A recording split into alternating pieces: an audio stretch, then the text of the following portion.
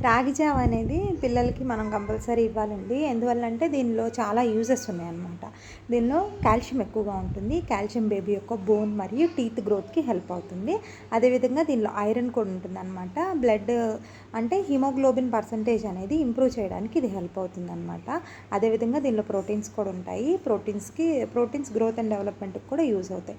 So ఇవన్నీ ఉన్నాయి కాబట్టి మన బేబీస్‌కి ఇది రెగ్యులర్‌గా ఇవ్వటం మంచిదండి. ఇంకా అప్పుడే 6 మంత్స్ బేబీస్కి మనం సాలిడ్స్ స్టార్ట్ చేస్తాం కదా, అలాంటి వాళ్ళకి వీక్లో ఒక 2-3 టైమ్స్ ఇస్తే సరిపోతుంది.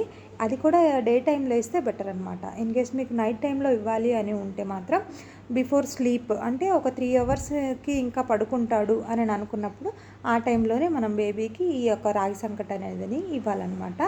ఇంకొకటి ఫస్ట్ బేబీకి మీరు లిక్విడ్ రూపంలోనే ఇవ్వడం దీన్ని స్టార్ట్ చేయండి 6 మంత్స్ స్టార్ట్ అయిన తర్వాత.